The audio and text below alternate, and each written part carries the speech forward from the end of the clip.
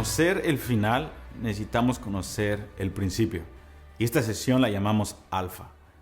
¿Cuál es el principio? ¿Cuál es el principio de la historia? Quiero animarte que en tu estudio de los últimos tiempos puedas ver que estamos estudiando una sola historia. Hay solamente un evangelio, solamente una historia de amor, y es una historia entre un Dios que ama, un Dios que es amor y que no se cansa de buscar a su creación, que no se cansa de pecar. Y vemos a través de los 6,000 años de la historia del hombre, un Dios hermoso que quiere darle belleza en vez de cenizas a un pueblo que se revela una y otra vez. Veremos una y otra vez que el Señor gana batallas militares, pero sobre todo gana batallas del corazón. Él siempre tiene un remanente, y a lo que llamamos remanente es de que Dios vence a gente por medio de su misericordia en el corazón. Y tenemos a David, Moisés, a los patriarcas, a los profetas, que se cansaron de pecar debido a que vieron la belleza de un Dios que los seguía buscando y se conectaron con las emociones de este Dios hermoso. Es una sola historia. Y entonces, para poder rastrear esta historia bella y llegar a la culminación de Omega, necesitamos empezar con Alfa. Hay algo llamado en la teología llamado el protoevangelio o protoevangelios, que en pocas palabras quiere decir el nacimiento del mensaje de las buenas noticias. Y comenzó ahí en tu Biblia, Génesis 3:15. Y lo voy a leer, dice, es Dios después de la caída del hombre, Él llama a la mujer, a Adán y Eva, llama a Satanás, la serpiente, y les suelta el protoevangelio. Él les dice cuál es el plan de batalla para ganar, sí las batallas militares, pero para ganar la batalla del corazón del hombre y restituir todas las cosas que ellos perdieron en el jardín.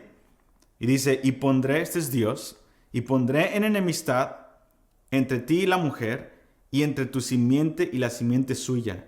Esta te herirá en la cabeza y tú le herirás en el calcañar o el tobillo. En pocas palabras, lo que él está diciendo es, Satanás, estas son las reglas del juego.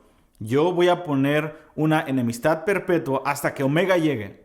Y voy a hacer que la descendencia de esta mujer, o sea, el pueblo de Israel y el remanente de gente que me ame, va a estar siempre en enemistad con tu descendencia. Gente que va a decidir odiarme a mí y amar el pecado van a ser tus hijos. Y siempre va a haber enemistad, siempre va a haber una persecución hasta que se levante un hombre de tu simiente. Obviamente estaba profetizando a Jesucristo. Y este hombre se levante y aplaste tu cabeza.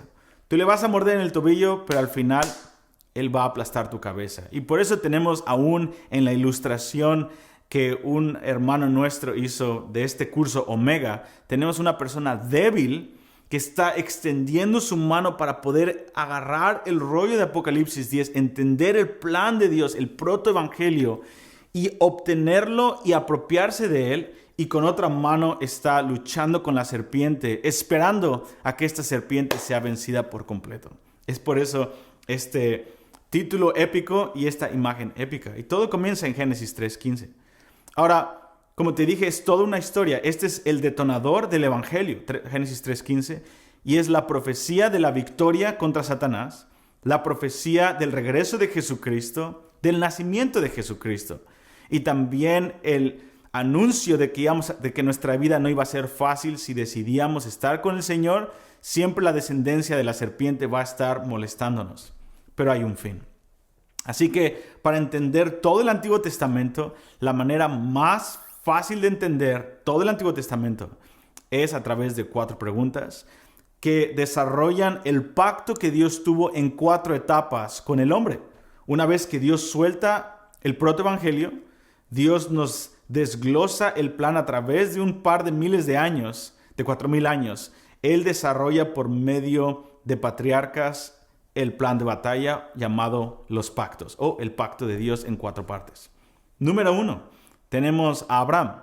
Después de 1000 años de caídas, diluvios, Torre de Babel, dispersión, Dios encuentra a un amigo llamado Abraham. Abraham en Génesis 12, Génesis 15, Génesis 17, vemos una y otra vez Dios empieza a tratar con Abraham y él hace un pacto. En pocas palabras, lo que él hace con Abraham, le dice, Abraham, todavía tengo mi esperanza en el hombre. Todavía tengo un deseo de buscarlo a ustedes.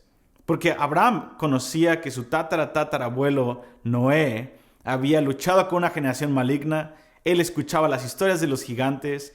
Él vio la historia de su primo Nimrod y de todas las cosas que habían pasado en la tierra. Entonces, seguramente Abraham le creyó a Dios, pero él sabía la historia de que estaba muy caído el hombre. Y Dios le dice, no, Abraham, voy a hacer un pacto contigo. Y la pregunta que podemos hacer para nosotros entender estos 4 pactos que nos ayudan a entender el Antiguo Testamento son 4 preguntas. Y la primera con Abraham es, ¿por qué Dios quiere hacer un pacto? Y la respuesta es, porque los amo. Porque todavía quiero estar con ustedes. Yo no los deseché en el jardín del Edén y ese es el fin de la historia. Yo aún quiero bajar y quiero estar con ustedes por siempre.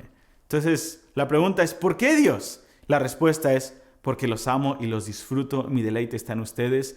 Voy a entrar en la ecuación. Voy a intervenir. Abraham, de ti voy a crear un pueblo y todos los que crean por la fe como tú creíste van a ser hijos espirituales tuyos. Tú vas a ser el padre de la fe y el que crea va a ser justificado por la fe. Y tenemos este gran pacto que Dios hace con Abraham. De una manera sobrenatural lo sella por medio de 2 personas estériles y viene Isaac.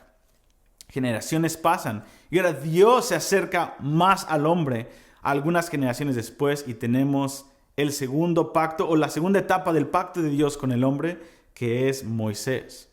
Y con Moisés él baja al monte Sinaí y hace un pacto con el pueblo de Israel, se casa con todo un pueblo, ya no nada más Abraham, sino ahora es todo un pueblo, un par de millones de personas. Y la pregunta es, ¿de qué nos tienes que salvar? Porque Dios dijo, yo los voy a salvar, Abraham. Y con Moisés dice, les voy a mostrar de qué los tengo que salvar. Y Dios hace otro pacto con el pueblo de Israel.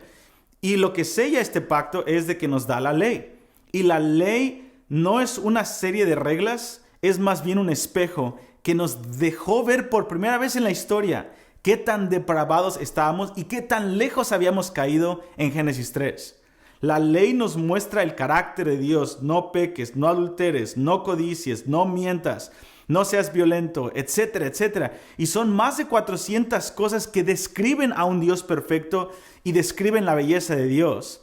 Pero era imposible que nosotros pudiéramos cumplir con esa ley. Y lo único que hizo es mostrarnos en un espejo que realmente necesitamos ser salvos de nosotros mismos y de nuestro pecado. Entonces, en este segundo pacto, la pregunta que tenemos que hacer para entenderlo es, ¿de qué nos salvaste? Y la respuesta es, de su depravación, de su carne y de su pecado. Y Dios da un pequeño alivio al crear el sacerdocio con Aarón y los levitas y ponía pausa al pecado, pequeñas ofrendas aquí de expiación una vez al año, pero no era un alivio completo. Y después, unas generaciones después, viene el tercer pacto con el pueblo de Israel que nos ayuda a entender más el plan de Dios, con David.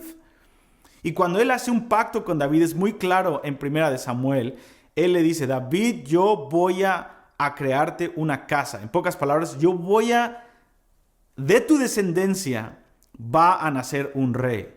Y la pregunta número 3 es, ¿hacia dónde va el Señor? Y la respuesta es, yo quiero un reino. No nada más los amo, no nada más los voy a salvar de su pecado.